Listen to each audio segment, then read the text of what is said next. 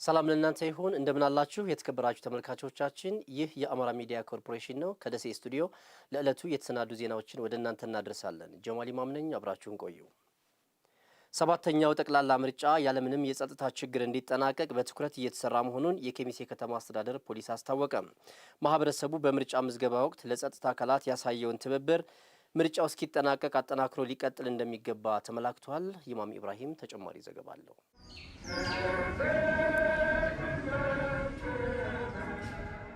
ሰባተኛው ጠቅላላ ሀገራዊ ምርጫ ያለምንም የጸጥታ ችግር እንዲጠናቀቅ የጸጥታ መዋቅሩ ሚና ከፍተኛ ነው። በኦሮሞ ብሔረሰብ አስተዳደር የኬሚሴ ከተማ ፖሊስ በከተማው ከሚገኙ ሌሎች የጸጥታ አካላት ጋር በመቀናጀት የምርጫ ሂደቱ ስኬታማ እንዲሆን እየሰራ ነው። የከተማው ፖሊስ አባላት የምርጫ ምዝገባው በስኬት እንዲጠናቀቅ ከምርጫ ቁሳቁስ ማጓጓዝ ጀምሮ በምርጫ ጣቢያዎች አካባቢ የጸጥታ ችግር እንዳይፈጠር ከሌሎች የጸጥታ አካላት ጋር በመሆን ሲሰሩ መቆየታቸውን ገልጸዋል። በቀጣይም ምርጫው በስኬት እንዲጠናቀቅ በትኩረት ይሰራል ነው ያሉት። እኛ ኃላፊነት ለመወጣት ከሚሴ ከተማ ላይ እስካሁንም ድረስ የደፈረሰ ችግር የለብንም።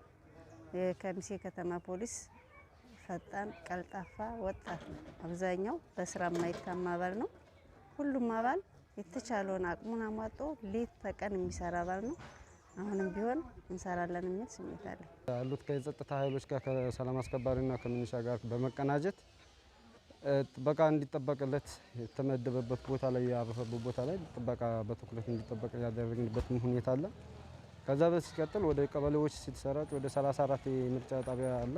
እሱ በቀበሌዎች ኦፊሰሮች አሉ በሰባቱ ቀበሌ እነሱ በበላይነት ከኮማንደርና ከጸጥታ ጋር በመቀናጀት እያንዳንዱ የምርጫ ጣቢያ በትኩረት ጥበቃ እንዲጠበቅ እየተደረገ እስካሁን ድረስ እየተጠበቀበት ያለው ሁኔታም እንዳለ ነው። የኬሚሴ ከተማ ፖሊስ አዛዥ ምክትል ኢንስፔክተር ሰይድ ጥላሁን ለሰባተኛው ጠቅላላ ምርጫ የመራጮች ምዝገባ በኬሚሴ ከተማና አካባቢዋ ባሉ የመራጮች ጣቢያዎች ስምሪት በመስጠት በተሰራው ቅንጅታዊ ስራ የመራጮች ምዝገባው በስኬት ተጠናቋል ብለዋል። በምርጫ ወቅትና በድህረ ምርጫ ወቅት ምንም አይነት የጸጥታ ችግር እንዳይፈጠር በትኩረት እየተሰራ መሆኑን ጠቅሰዋል። የከተማችን አንጻራዊ ሰላም አሁን ላይ በጣም ጥሩና አስተማማኝ የሆነበት ነው ያለው። አሁን ምንም አይነት ለምርጫም ሆነ ለሌላም ነገር እንቅፋት የሚሆን የሰላም ችግር የለበትም። ከተማችን ፍጹም ሰላም ነው። አሁን ምርጫውንም በአግባቡ እናከናውናለን ብለን ነው የምናስበው። ከቁሳቁሱ አወሳሰር ጀምሮ ምርጫ ህብረተሰቡ ያለ አንዳች ችግር ተመዝግቦ በአግባቡ ካርዱንም የመራጮች ካርድም የወሰደበት ሁኔታ ፍጹም ሰላም ነው። እንዲሁም በየምርጫ ጣቢያዎቹ እንደሚታወቀው በከተማችን 34 የምርጫ ጣቢያዎች አሉ። እነዚህን ሁሉንም የጥበቃ ማከናወኑ ሁሉንም ነገር ቅድመ ዝግጅታችንን ጨርሰን እንግዲህ ምርጫውን ለመምረጥ ህብረተሰባችን እንዲመርጥ ለማድረግ እየጠበቅን ነው ያለነው እና ስጋት የለብንም። የሰላም ሁሉም ነገር አስተማማኝ ነው። ማህበረሰቡ በምርጫ ምዝገባ ወቅት ያሳየውን ሰላም ወዳድነት የምርጫ ሂደቱ እስኪጠናቀቅ ለጸጥታ መዋቅሩ ተገቢውን ድጋፍ እንዲያደርግም ጠይቀዋል። ይሄ ሰላም የተገኘው ህብረተሰባችን ይዘን የመጣ ሰላም ስለሆነ ቀጣይም ሰላሙን ሊያደፈርሱ የሚፈልጉ ኃይሎች ሊኖሩ ይችላሉ። እነዚህን አጋልጦ በመስጠት በመተባበር ፍጹም ሰላማዊ ምርጫ እንድናረግ ሁሉም የህብረተሰብ ተሳትፎ ስለሚያስፈልግ እዚህ ላይ የተለየ ነገር ካዩ በማንኛውም ሁኔታ ለኛ በስልክም በአካልም በሁሉም ጥቆማውን ወይም እንትኑ እንዲሰጡን ጥሬን አስተላልፋለሁ።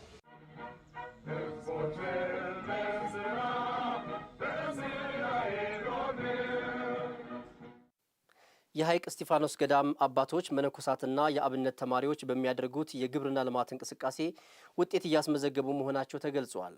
በገዳሙ ለረጅም ዓመታት በግብርና ስራ ያሳለፉ አባቶች ጠንክሮ መስራት ከተቻለ ውጤት ማስመዝገብ እንደሚቻል ተናግረዋል። ተመስገን አሰፋ ተጨማሪውን ይነግረናል። ሐይቅ እስጢፋኖስ አቡነ ኢየሱስ ሞዐ አንድነት ገዳም እንገኛለን። ገዳማት የመናኞች መኖሪያ እንዲሁም ደግሞ የጸሎት ማድረሻ ቦታ ከመሆን ባለፈ ጠንካራ የስራ ባህል ከሚታይባቸው ገዳማት መካከል ይህ የሐይቅ እስጢፋኖስ ገዳም በቀዳሚነት የሚጠቀስ ጉዳይ ነው። በዚህ ገዳም ውስጥ በርካታ የግብርና ስራዎች የሚከናወኑ ሲሆን ከዚህ ከኋላ እንደምትመለከቱት የሙዝ ምርትን ጨምሮ ሌሎችም በርካታ የአትክልትና ፍራፍሬ ስራዎች ይከናወናሉ። የእንስሳት ማድለብ ስራና የዶሮ እርባታ ከዛ ለፍ ሲልም ደግሞ የንብ ማነብ ስራ በዚህ ገዳም ውስጥ በስፋት የሚከናወኑ ስራዎች ናቸው።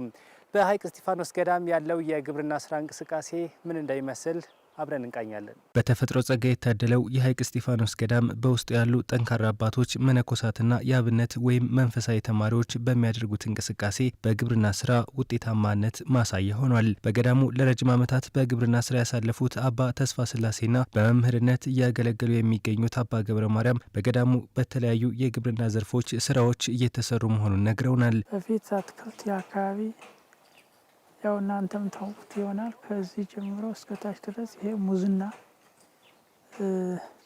ፓፓያ ነበር። እኔ እዚህ በአትክልትና ፍራፍሬ ስራ ውስጥ ወደ 25 ዓመት ሰርቻለሁ። እንስሳት ማርለቡ አሁን የምታያቸው እነዚህ ላሞች ብዙ ይሰጣሉ ወተት። አሁን በሙሉ ክበዶች ናቸው። አሁን አንዲት ጥጃ ብቻ ትወልዳለች ገና እንጂ እነዚህ ክበዶች ናቸው። እነዚህ ሲወልዱ ወተቱ ብዙ ነው። ወደፊት ተስፋ የምናደርገው በትምህርት ቤት ደረጃ ምገባ ይካሄዳል እና ለዛ አስፈላጊ ነው። ሁለተኛ ደረጃ ይሄ ሎጂው ምናልባት እነሱ ሊፈልጉት ይችላሉ ብለን አሁን ይዘና ያለ ነው። እንደ አጠቃላይ እንዳሁን በገዳሙ ላይ ብዙ ልማት አለ ማለት ይቻላል። አሁን ራሱ ሙዝ አለን፣ ፓፓያ አለን፣ ማንጎ አለን። እንደገና ደግሞ አሉ አሁን እነዚህ በርበሬ፣ ሽንኩርት የምታዩት ደግሞ ይሄ በቀሎ አሁን የበቀሎን እያጠጣን ነው። አሁን ዛሬ ራሱ በቀሎ ስራንም ነበር የቆየው። አሁን በቀሎውን ጨርሰን ወደ ቡና ሄደን ነው ማለት ነው። እና የተለያየ አትክልት ነው ያለው በገዳማችን ላይ። ዶሮ እርባታ አለን፣ ይሄ ሽመና አለን፣ ላሞች አሉን፣ ብዙ የተለያየ ልማት አለ። ይህ ሁሉ ተባብረን ነው የምንሰራው። ተማሪውም መናኙም ሆነ በስራ ይታወቃል። ሐይቅ እስጢፋኖስ በልማት ይታወቃል። ገዳሙ በጠንካራ የስራ ባህልና በልማት የሚታወቅ ነው የሚሉት አባቶቹ፣ በዚህም ውጤታማ ስራ ማከናወን ተችሏል። በቃ በገዳሙ ላይ አሁን ተማሪው ሲኖር እንደመናኙ ወጥቶ ወርዶ ይማራል፣ ስራ ያሰራል፣ ያለማል። የምታዩት ሁሉ ይህ በቀሎ ሁሉ ይህ ፎቅ የሚታየው በዚህ ፎቅ ጀምረናል። ሁሉም የተማሪ ውጤት ነውና ተማሪዎቹ ገዳም ሲኖሩ ይማራሉ፣ ቤተክርስቲያን ያገለግላሉ፣ በጉልበታቸውም ደግሞ ልማት ያለማሉ። ብዙ ነገር ነው እንትን ገዳሙ ላይ አንደኛ መንፈሳዊ ህይወት ይማራሉ፣ ሁለተኛም ደግሞ ስራም ለምደው ነው የሚሄዱት። በእውነቱ ነገር ከሆነ ስራም መስራት የማይችሉት እዚህ ሲመጡ ስራ ለምደው ነው የሚሄዱት። ቤተክርስቲያንም ያገለግላሉ፣ በጉልበታቸውም ገዳሙን ያለማሉ ማለት ነው። ዶሮ እርባታው ስራ ያው ደህና ነው። ዶሮ ብዛት እንትን እንላለን እንደናያቸዋለን። አሁን ለእንቁላል የደረሱ እንትኖች አሉ፣ ተሸጧል። ኬጂ ያስፈልጋል። ዶሮ እንዲሁም ሜዳ ላይ እንቁላል ጥላ ውጤት ታገኛለህ አይደለም። ኬጂ ዘመናዊ ኬጂ ይሰራል። እዚህም የሚሸጥ ቢገኝ ቢሰራ ገዛ ነበር እና የኬጂ እጥረት አለብን። ሌላው ያው በእኛው አቅም የሚሰራ ስለሆነ ስራውን እንሰራዋለን። በመጨረሻም ሴቶች ተደራጅተው በተለያዩ የገቢ ማስገኛ ስራዎች በመሰማራታቸው ውጤታማ እየሆኑ መምጣታቸውን የኮምቦልቻ ከተማ አስተዳደር ሴቶች ወጣቶችና ማህበራዊ ጉዳይ መምሪያ አስታውቋል።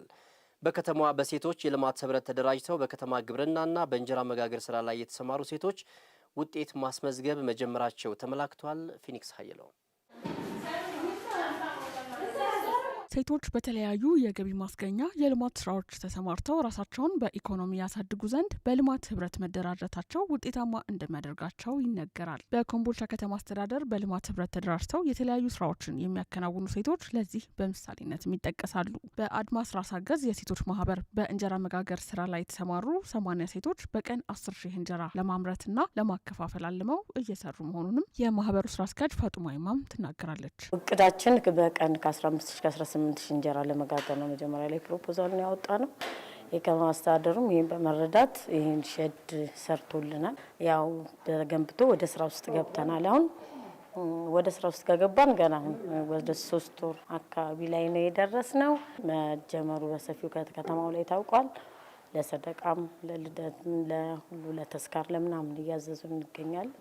እና አሁን በቀን እስከ 3,000 እንጀራ ነው ገና እያመረትን ያለ ነው። የሀገራችን ኢኮኖሚ የጀርባ አጥንት በሆነው የግብርና ስራ ላይ ተደራጅተው ወደ ስራ የገቡት ሴቶች በአመት 4 ጊዜ በማምረትና በመቆጠብ የገቢ አቅማቸው ከፍ ማለቱንም የማህበሩ አባል አሚናት ይመር አስረድታለች። በግብርና ስራ ላይ ነው የተሰማራ ነው። 20 ሴቶች ነን። ከ20ዎቻችን ሁላችንም እየተሳተፍን እየሰራን ነው። አሁን ይሄ 4ኛ ምርታችን ነው። ካሮት ሁለተኛ ነው። ሽንኩርት አምርተናል፣ ስንዴ አምርተናል። አራተኛ ምርታችን ነው አሁን ይሄ ማለት ነው።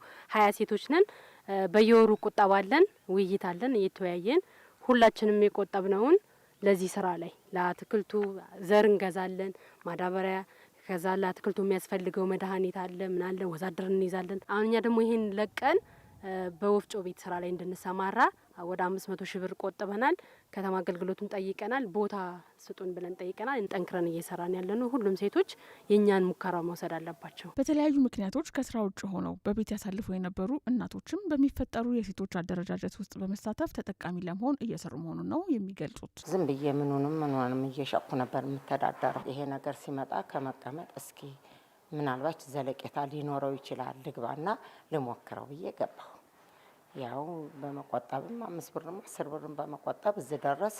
አሁን ደግሞ እንግዲህ ፈጣሪ ነው የሚያውቀው። እኛ እንሰራለን፣ ያልፍልናል፣ እናርፋለን። እኛም ተጠቅመን ሌላም ሰራተኛ ቀጥረን እናስጠቅማለን ብለን ተነስተናል። እቅዳችንን ለማሳካት የገበያ ትስስሩ በጣም አስፈላጊ ነው። ድርጅቱ ብዙ ሴቶችም እንደመያዙ መጠን 80 ሴት ማለት የአንድ ፋብሪካ ብዙ ሰራተኛ ማለት ስለሆነ እቅዳችን መሳካት አለበት ነው የምንለው። የኮምቦልቻ ከተማ አስተዳደር ሴቶች ህጻናትና ማህበራዊ ጉዳይ መምሪያ ኃላፊ አመዘን መሐመድ በከተማው ያሉ ሴቶችን በማህበራዊና ፖለቲካዊ ተሳትፎ ለማሳደግ እየተሰራ መሆኑን ተናግረዋል። በስራ እድል ፈጠራውን አንጻር ስናየው አብዛኛው ቁጥር ብዙ ቁጥር ሴቶች ናቸው። በዚህ ውስጥ ኢንቮልቭ አድርገው ተጠቃሚ እየሆኑ ያሉ ሴቶች እኛም ደግሞ ባየነው አሁን በአገልግሎት ዘርፉም በከተማ ግብርናውም ሰፊ ስራዎች እየሰራን ያለ ነው። ግን ካለን ቁጥር አንጻር አሁንም በቂ ነው ብለን አንወስድም። ጅምሩ ግን ጥሩ ነው። የተሻለ ለውጦች አይተናል። ሴቶችን ተነሳሽነት ፈጥረናል። እንዲህ አይነት ስራ ብንሰራ መለወጥ እንችላለን፣ እኛም በራሳችን ኢምፓወር መሆን እንችላለን የሚለውን ሀሳብ አጋብተናል።